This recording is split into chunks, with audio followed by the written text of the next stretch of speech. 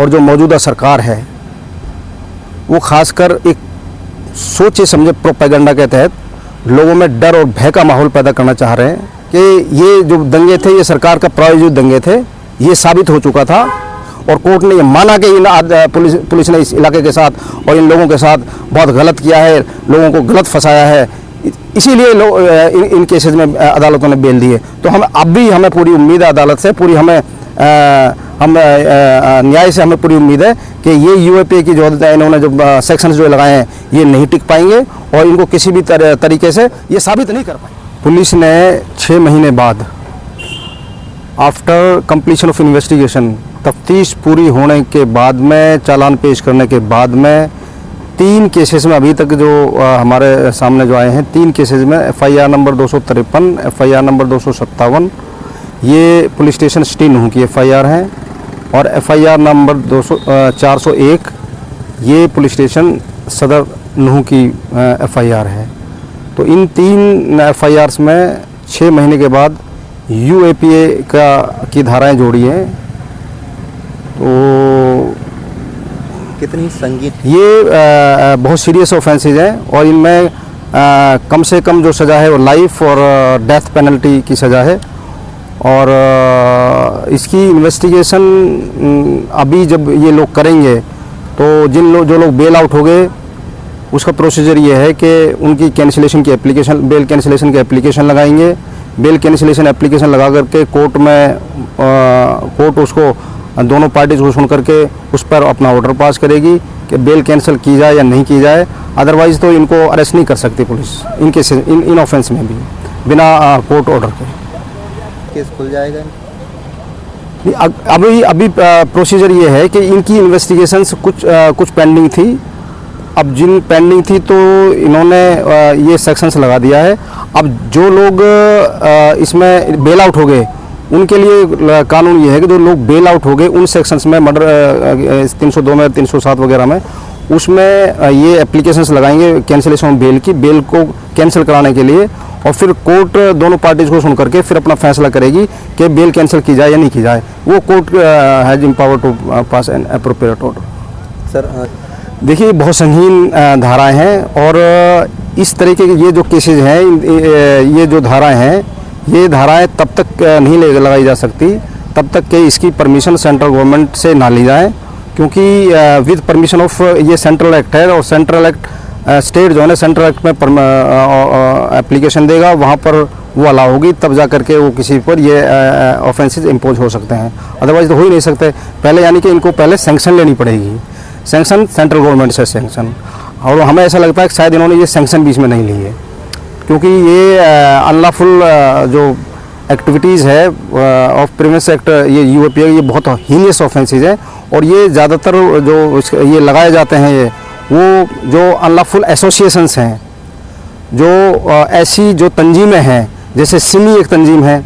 जैसे बब्बर खाल से एक तंजीम है, इस तरीके की तंजीम जब सरकार को लगे कि भाई कुछ तंजीमें ऐसी हैं जो अनलॉफुल एक्टिविटीज़ कर रही हैं, यानी कि गैर कानूनी एक्टिविटीज़ कर रही हैं, जिससे देश में देश के अंदर और देश के बाहर वो देश के खिलाफ कुछ इस तरीके से एक्टिविटीज़ कर रहे हैं, तो ऐसी एसोसिएशंस को वो पहले उन पर बैन लगाते हैं और बैन लगाने के बाद में फिर यूएपीए का उस पर इम्पोज करते हैं। एक बहुत क्लियर मैं बता दूं कि यूएपीए की जो धाराएं हैं या यूएपीए में जिस आदमी को बुक किया जाएगा, जिस आदमी को अरेस्ट किया जाएगा, यूएपीए उन्हीं आदमियों के खिलाफ बनेगा जो किसी ऐसी एसोसिएशन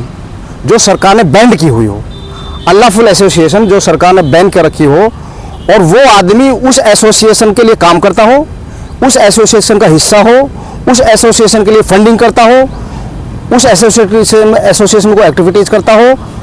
उन्हीं आदमियों पर ये ऑफेंसेस इम्पोज हो गए। अदरवाइज ये ऑफेंस इम्पोज आम आदमी भी इम्पोज नहीं हो सकते।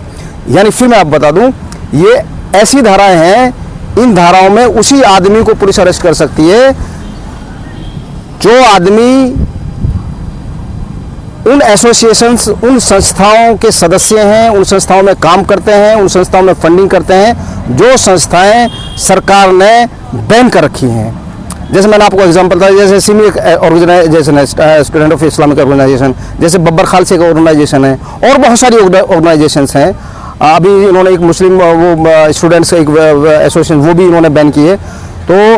अब बात ये रही कि क्या यहाँ पर कोई ऐसी एसोसिएशन थी जो एसोसिएशन इस तरीके के काम कर रही थी, लोगों को इकट्ठा कर रही थी और वो फंडिंग कहीं से हो रही थी। तो अभी तक 6 महीने की जांच में या उससे पहले भी, या आज तक का जो इतिहास है मेवात का, आज तक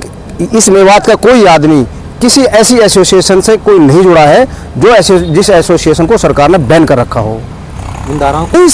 देखिए, 2 चीज़ हैं। ऐसा नहीं है कि इन्होंने सेक्शन लगा दिया तो हम ऐसे ही चुप बैठेंगे। ये बहुत टेक्निकल केसेज होते हैं। इन केसेज को लगाने के लिए सबसे पहले आपको सैंक्शन लेनी पड़ेगी पुलिस को, और सैंक्शन लेने के बाद में तब वो उसमें इम्पोज करेंगे उस पर, तब जा करके कोर्ट उसमें कॉग्निजेंस लेगी। कोर्ट तब तक किसी केस में कॉग्निजेंस नहीं ले सकती किसी भी आदमी के खिलाफ, किसी भी एक्यूज के खिलाफ, तब तक के सरकार से उसकी सैंक्शन ना ली गई हो। तो court has not empower to take any cognizance against any person. तो इस केस में अब ये देखेंगे कि इन्होंने कोई सैंक्शन ली है भी है, नहीं भी ली है, वो फिर कोर्ट में जाएंगे, तब हम उसका देखेंगे कि भाई इस तरीके से कुछ हुआ है, इन्होंने किया है, ये नहीं किया है। आप इनके देखिए, सरकार और जो मौजूदा सरकार है वो खासकर एक सोचे समझे प्रोपेगेंडा के तहत लोगों में डर और भय का माहौल पैदा करना चाह रहे हैं। जिस तरीके से 31 तारीख को इन लोगों ने दंगा कराए और उन दंगों का जिस तरीके से खुलासा हुआ कि ये बैकफुट में जिस तरीके से सरकार गई कि ये जो दंगे थे ये सरकार का प्रायोजित दंगे थे, ये साबित हो चुका था और चारों तरफ से सरकार की थू-थू हो रही थी। उसको खींच को मिटाने के लिए और दूसरे जो हमारे भाई हैं उनको एक तरह से संजीवनी देने के लिए ये सरकार इस तरीके से कर रही है कि ताकि लोगों को डर और भय बना रहे और दूसरे लोग उससे एक तरह से खुश हो रहे हैं। तो अदरवाइज़ तो हम देखेंगे अभी जो हमने जो लग रहा है कि यूएपीए तो कोई कहीं कोई सवाल ही पैदा नहीं हो सकता कि यूएपीए इन केसेस में अटैक्ट होता हो। यूएपीए के ऑफेंस अटैक्ट नहीं होता इन केसेस में, क्योंकि कोई भी अभी जितने भी इन्होंने 400 साढ़े 400 एक्यूज अरेस्ट किए हैं और खासकर जो 401 में 18-20 के आसपास एक्यूज इन्होंने अरेस्ट किए हैं और 257 में इन्होंने 8-7 करे हैं, 253 में इन्होंने 5-6 करे हैं। तो जिस तरीके से इन्होंने जिनको अभी तक जो प्रिमा फेसी जो एविडेंस पुलिस ने जो इकट्ठी करी है वो कहीं भी अनलॉफुल असेंबली तो हो सकती है, अनलॉफुल असेंबली तो ये 5 आदमी इकट्ठे हो गए जाकर के कोई अटैक कर दे, लेकिन अनलॉफुल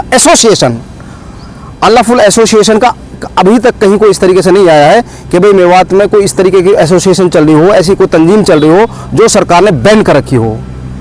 तो ऐसे अभी तक तो कुछ है नहीं। तो इसमें हमें पूरा यकीन है कि और अदालतों पे हमें भरोसा है, क्योंकि सरकार तो हमारे खिलाफ है, इलाके के खिलाफ है, इस कौम को टेरराइज करना चाह रही है, लेकिन हमें पूरा यकीन है अदलिया पर, अपने कानून पर, हमारी अदालतों पर कि अदालतों में हम ऊपर वाले ने चाहा तो इंसाफ लेकर रहेंगे। और जिस तरीके से अदालतों में अभी तक भी इनका भंडा फूटा है और अदालतों ने जिस तरीके से बेल दी है, जिस तरीके से झूठे लोगों को इन्होंने फंसाया इन केसेज में, और जिस तरीके से जो लोग 300 किलोमीटर, 400 किलोमीटर, 500 किलोमीटर, यहाँ तक कि 1000 किलोमीटर दूर थे उस दिन जिस दिन ये दंगा हुआ है, उन लोगों को जिस तरीके से इन्होंने राउंड अप करके जेलों में डाला, फिर उनकी कॉल डिटेल्स और लोकेशन और उनकी सारे डॉक्यूमेंट्री एविडेंसेज आई और कोर्ट ने ये माना कि पुलिस ने इस इलाके के साथ और इन लोगों के साथ बहुत गलत किया है, लोगों को गलत फंसाया है, इसीलिए इन केसेस में अदालतों ने बेल दी है। तो हमें पूरी उम्मीद है अदालत से, पूरी न्याय से हमें पूरी उम्मीद है कि ये यूएपीए की जो इन्होंने जो सेक्शंस जो लगाए हैं ये नहीं टिक पाएंगे और इनको किसी भी तरीके से ये साबित नहीं कर पाएंगे।